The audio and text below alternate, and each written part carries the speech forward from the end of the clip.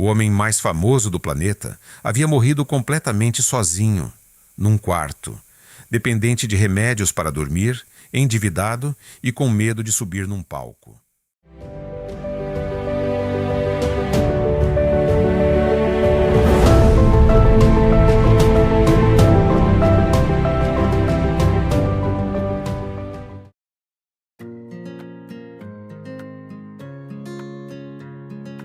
29 de agosto de 1958. Gary, Indiana, na região centro-oeste dos Estados Unidos. É aqui que nasce Michael Joseph Jackson, o sétimo de 9 filhos de Catherine e Joe Jackson. A família vivia numa casinha de 2 quartos. 9 pessoas, um banheiro, uma cozinha pequena e Joe Jackson, o pai, que chegava cansado do turno na siderúrgica e que tinha um sonho diferente para os filhos. Joe não era um homem carinhoso, era um homem de método. Ele havia tocado guitarra em uma banda chamada The Falcons, que nunca foi a lugar nenhum. E ele tinha decidido que seus filhos não iam desperdiçar o talento que ele via neles. Aos 5 anos, Michael já cantava. Não era algo que ele havia escolhido, era o que se esperava dele.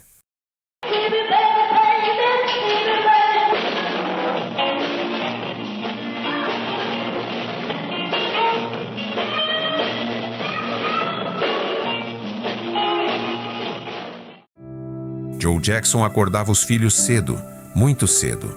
Antes da escola, depois da escola, nos fins de semana, era ensaio, sempre ensaio.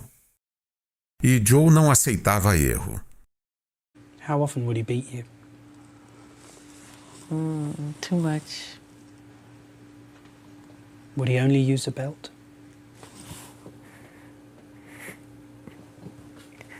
Why do you do this to me? No, more than a belt. What else would he use to hit you with? Ironing cords. Whatever's around. Throw you up against the wall as hard as he could. Remember hearing my mother scream, "Joe, you're gonna kill him, you're gonna kill him, stop it, you're gonna kill him," you know, and I was so fast, you know, he couldn't catch me half the time, but when he would catch me, oh my God, it was bad. It was really bad. Aos 8 anos, Michael é o vocalista principal dos Jackson 5, formado pelos irmãos Jackie, Tito, Jermaine e Marlon. A banda começa a tocar em clubes de Indiana, concursos de talentos e pequenas apresentações. E Michael, com aquela voz impossível para a idade que tinha, roubava o show toda vez. Em 1968, os Jackson 5 realizam um teste para a Motown Records, a maior gravadora de música negra do mundo. Berry Gordy os vê tocar e não acredita no que está assistindo. Um menino de 10 anos, com o timing de um artista adulto, com a energia de alguém que havia nascido para aquilo. Então, o contrato é assinado. A família se muda para Los Angeles. E em 1969, com o lançamento de I Want You Back, o Jackson 5 explode. A música chega ao número 1 nas paradas em semanas. Em menos de 2 anos, o Jackson 5 lança 4 músicas consecutivas, que chegam ao número 1 nas paradas americanas, sendo essas I Want You Back, ABC, The Love You Save e I'll Be There. Michael tinha 11 anos e já era famoso o suficiente para ser parado na rua, mas ainda jovem demais para entender o que isso significava. Enquanto outras crianças brincavam, Michael trabalhava. Enquanto outros adolescentes descobriam o mundo, Michael estava em estúdio ou em turnê. Ele nunca foi à escola da forma tradicional. Não teve amigos da infância para recordar. Não teve namoradinha de escola. Não teve aquele verão preguiçoso que a maioria das pessoas tem. O que ele tinha era um pai que controlava cada centavo que ele ganhava, um estúdio que tinha cheiro de trabalho e uma plateia que gritava o seu nome, mas que ele não conseguia tocar. O Jackson 5 não era só uma banda de estúdio, era um espetáculo.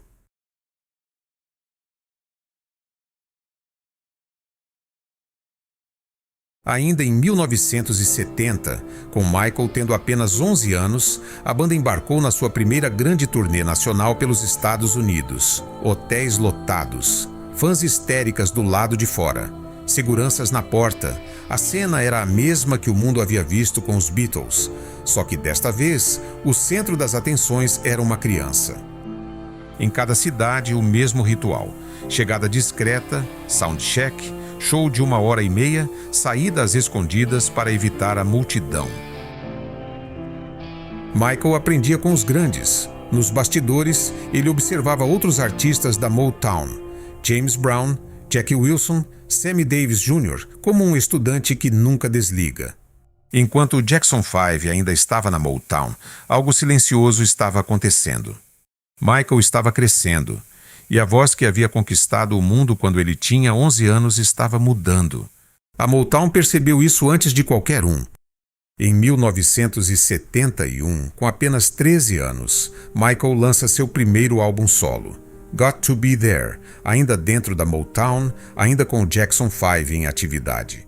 A faixa título vira hit, e uma das músicas do álbum, Ben, lançada em 1972, chega ao número 1 nas paradas, e é indicada ao Oscar de Melhor Canção Original. Em 1972 e 1973, o Jackson 5 faz suas primeiras turnês internacionais: Europa, Austrália, Japão. Em Tóquio, fãs desmaiavam nas filas. Na Inglaterra, a imprensa os comparava aos Beatles. Por fora era glamour, mas por dentro era pressão constante. Joe Jackson controlava tudo: os shows, o dinheiro, os horários, as entrevistas. Os meninos não sabiam quanto ganhavam, não decidiam nada. Eram artistas profissionais antes de serem adolescentes. Nos quartos de hotel, enquanto outras crianças dormiam, os irmãos Jackson ensaiavam passos novos. Michael, segundo Jermaine, era o último a dormir. Ficava na frente do espelho praticando expressões, gestos e movimentos. Havia também um lado que a TV nunca mostrava. Michael era tímido, fora do palco, quieto. Enquanto os irmãos mais velhos saíam, conversavam com as fãs, Michael ficava no quarto, lendo, assistindo filmes, desenhando. O menino que hipnotizava milhares de pessoas num palco era o mesmo que não conseguia olhar nos olhos de um estranho numa conversa normal. Michael estava evoluindo mais rápido do que o grupo conseguia acompanhar. Nos bastidores, ele começava a questionar as músicas que eram escolhidas para o Jackson 5. Achava que poderiam fazer algo mais ousado, mais moderno. E em 1975, o Jackson 5 toma uma decisão que vai mudar tudo e criar uma das maiores brigas da história da música. Eles deixam a Motown. The most tense time of life for me was the changing from Motown to CBS. I was in a whole nother world. I didn't know what was happening. There's so much going on, so much tension. I wasn't sure what was going to happen. It's time to write. Something to let you know that it's time for you to go out and do it yourself. So we decided to write and produce our own songs. And we finally did. And we went through so much, with people not believing in your work or saying, "Are you sure? Are you sure?" And we said, "Yeah, we know we can. We know what we can do." And we went in and we wrote the Destiny album. O motivo? Dinheiro e controle. Na Motown, os Jackson 5 recebiam apenas 2,7% de royalties por álbum vendido, um dos contratos mais baixos da gravadora. E pior, não tinham direito a escrever as próprias músicas nem a participar das produções. Joe Jackson negocia com a Epic Records, subsidiária da CBS, e consegue um contrato muito mais vantajoso, mais dinheiro e mais liberdade criativa. Mas há um preço. Jermaine Jackson, que havia se casado com a filha de Berry Gordy, o dono da Motown, recusa-se a sair, fica para trás. O grupo se reconstitui com Randy, o irmão mais novo, no lugar de Jermaine, e muda o nome. Agora são simplesmente The Jacksons. Na Epic, eles ganham algo que nunca tiveram: o direito de escrever as próprias músicas. É aí que Michael começa a revelar que não é só um intérprete extraordinário, é também um compositor. Na Epic, pela primeira vez, Michael tem liberdade. Ele começa a escrever, a produzir, a experimentar. Nos álbuns The Jacksons, 1976, e Destiny, 1978, Michael aparece pela primeira vez como compositor. São músicas mais maduras, mais ousadas. O mundo ainda não sabia, mas estava assistindo a um artista encontrar a própria voz. E foi no set de filmagem de The Wiz, em 1978, em Nova York, que aconteceu o encontro que mudaria a história da música. Michael conhece Quincy Jones. Quincy era um dos maiores produtores musicais do mundo, e quando os dois começam a conversar, algo fica imediatamente claro. Quincy ouvia o que Michael queria fazer. Michael finalmente encontrava alguém que entendia. A parceria começa ali, e o resultado chega um ano depois.